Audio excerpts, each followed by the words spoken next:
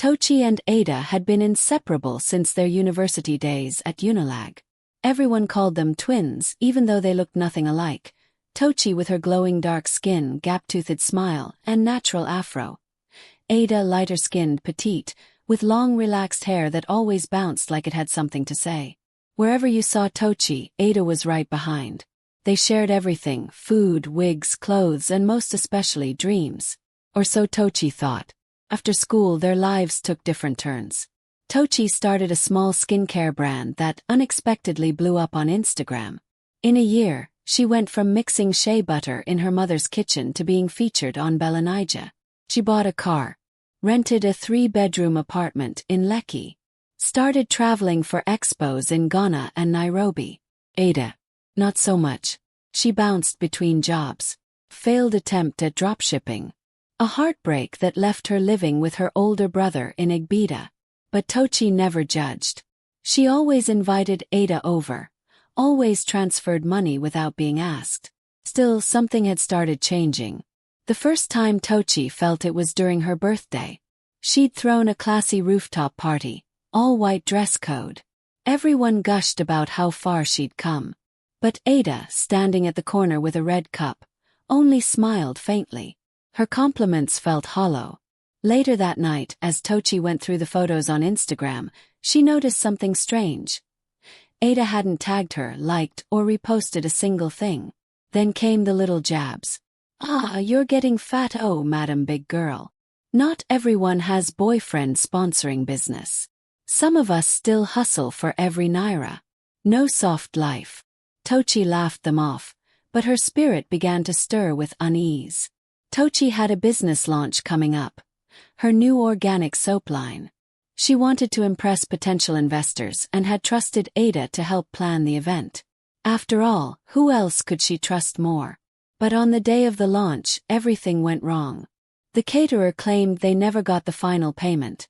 Ada had supposedly paid. The MC showed up an hour late with the wrong script. The custom-made signage. Misspelled the brand name. Tochi's face burned with shame as cameras rolled. The once hyped event turned into chaos. She confronted Ada afterward, gently. "Ada, what happened? You said everything was settled." Ada broke down in tears. "I'm sorry, Tochi. Everything was overwhelming. Tried. Maybe I'm just not good enough to be in your world." Tochi forgave her, even hugged her, not knowing the storm was only just starting. A week later, a YouTube video surfaced. Title: How Influencers Fake Their Rich Lifestyle, exposed by a close friend. Tochi clicked out of curiosity. 5 minutes in, her heart dropped. The voice was distorted, but she knew that voice, Ada. She spoke about how Tochi's success was fake, how she allegedly slept with investors, bleached her skin, and stole her business idea. The video had screenshots, edited but damaging. Old WhatsApp messages twisted into lies. The comment section was on fire. Typical Lekki big girl fraud. So this is how they make money. She looks like the type. Brands started pulling out. Her Instagram comments turned toxic. Even friends stopped picking her calls. The worst part. Ada blocked her on everything. Tochi went silent. For weeks. Her business hung by a thread. Her mental health. In tatters. She wanted revenge, but more than that, she wanted the truth to come out. Then one morning, a DM came in from a burner account.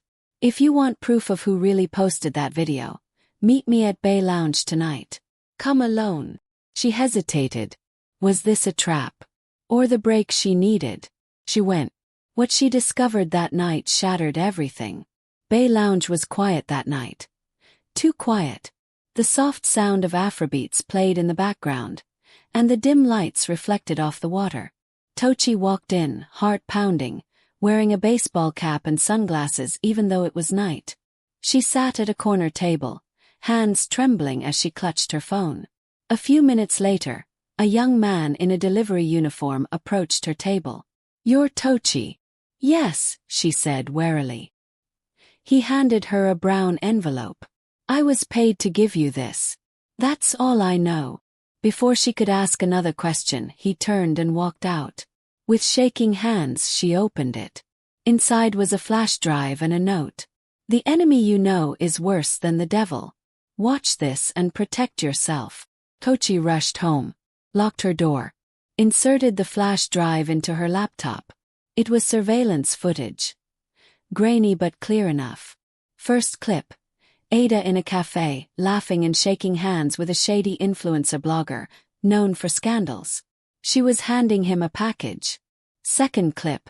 Her voice, clear as day, talking on the phone. I know her passwords. I'm the one who helped her build the website. I can access everything. Just promise me she'll go down. Third clip. A bank alert email.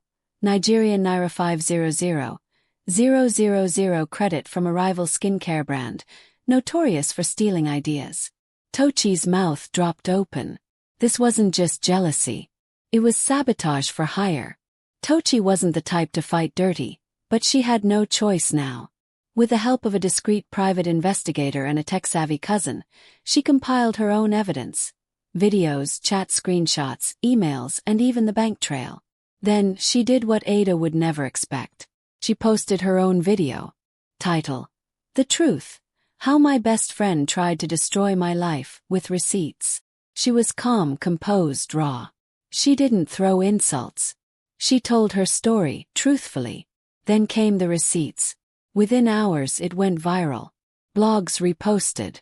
Celebrities commented. Ada began trending, for the wrong reasons. People started connecting the dots. Ada tried to clap back. Claimed Tochi was framing her. But by then, more people came forward. A former friend of Ada posted DMs where Ada had insulted Tochi, mocked her dark skin, and planned to leak more false stories. It was clear she wasn't just jealous. She wanted to be Tochi.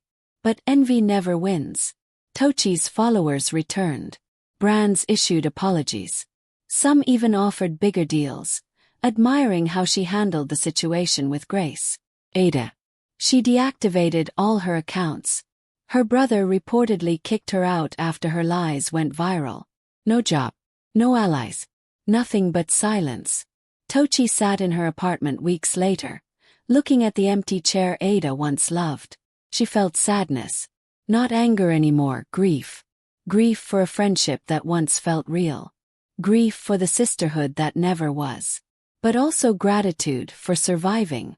In a podcast interview, when asked what she'd learned, she said, "Jealousy doesn't always come from enemies. Sometimes it's the people you laugh with, share secrets with, and lift up who are silently counting your blessings and resenting you for them.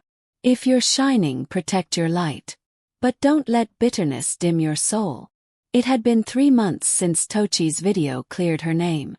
Business was booming again. She even launched a mentorship program for young women entrepreneurs across Nigeria. But one rainy evening, just as she was closing her office in Lekki Phase 1, her receptionist rushed in, eyes wide. "Tochi, someone's here. She says she knows you." Tochi looked up. Her chest tightened. It was Ada. Soaking wet, thinner than ever, and holding a tattered bag. She looked nothing like the fiery, confident girl who once strutted into parties. Tochi was speechless. Ada fell to her knees. "Tochi, please. I have nowhere else to go." Tochi sat across from Ada in silence. The office was quiet except for the ticking of the clock. "Why are you here, Ada?" "I have no one," Ada whispered. I made a mistake. I thought if I ruined you I'd feel better. But now, I've lost everything." Tochi wanted to scream, to throw her out. But a part of her couldn't ignore the pain in Ada's voice.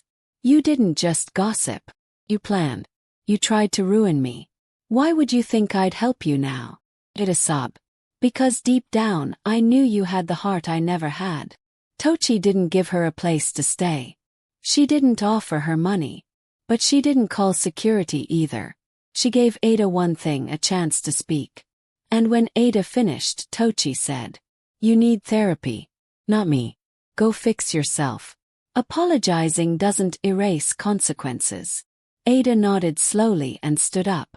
Before leaving, she placed something on Tochi's table, a small locket. "To remind you that not all memories are bad. Some were real." And then she left. That night, Tochi opened the locket. Inside was a faded picture of both of them in university, arms around each other, smiling like the world belonged to them. Months later, Tochi got a call from her cousin Chuka, the tech-savvy one who had helped her recover from Ada's betrayal. "Tochi, are you sitting? What is it?" It wasn't just Ada. Her heart froze. "What do you mean?" "I was doing some cleanup on your digital profile, and I found more evidence. Another person was helping Ada behind the scenes, someone close. Someone in your inner circle." Tochi's mind raced. He continued, "It's Dara, your personal assistant." The room spun. Dara, sweet, quiet Dara, who brought her lunch, managed her schedule, booked her flights. The one she trusted like a sister. There was another snake. Dara had been feeding Ada information, accessing Tochi's emails, selling product formulas to competitors. She had even helped plant the mistaken signboard at the launch party. Tochi couldn't believe it. When confronted, Dara didn't cry. She smiled. "You trusted me too much, Tochi. You made it too easy. You don't even realize how many people envy you." Tochi had her arrested. But more than anger, what hurt most was how love had blinded her. She cried that night, not because of betrayal, but because she realized jealousy didn't always come with fangs. Sometimes it wore a friendly smile. At her next mentorship summit, Tochi stood before a crowd of 500 young women. She held up the photo of her and Ada, then the one of her and Dara, and she said, "Protect your dreams, guard your success, but most of all know the people around you. Jealousy is not always loud. It whispers, smiles. It serves you tea while poisoning your soul. Success is not dangerous. But trust, unquestioned, unchecked trust, is. If you're shining, remember. Some people don't want your light. They want your life." Tochi withdrew from the spotlight for a while. Not because she was weak, but because she had changed. Success had taught her joy. Betrayal had taught her boundaries. Pain had taught her wisdom. She revamped her brand, installed cybersecurity protocols, hired a legal team, and rebuilt from the ground up. This time quietly but powerfully. No more oversharing. No more blind trust. No more entourage. Only purpose. And still she glowed. She started a new series online, Wounds and Wisdom, where she shared real stories about friendships, envy, and survival. The first video reached 2.5 million views in 3 days. Her pain became her platform. One afternoon, as she was mentoring girls at an NGO event in Yaba, she spotted someone sitting quietly in the back. It was Ada, but she looked better, healthier, humble. When the event ended, Ada approached with teary eyes. "Tochi, I've started therapy. I'm working as a volunteer now. I just wanted to say, I'm not asking for forgiveness. I'm asking you to keep shining. I finally understand why I hated you. Because I didn't love myself." Tochi looked at her for a long moment, then nodded. No more words needed. Just live right. And with that they parted ways. For the final time. That night, Tochi recorded a final message for her followers.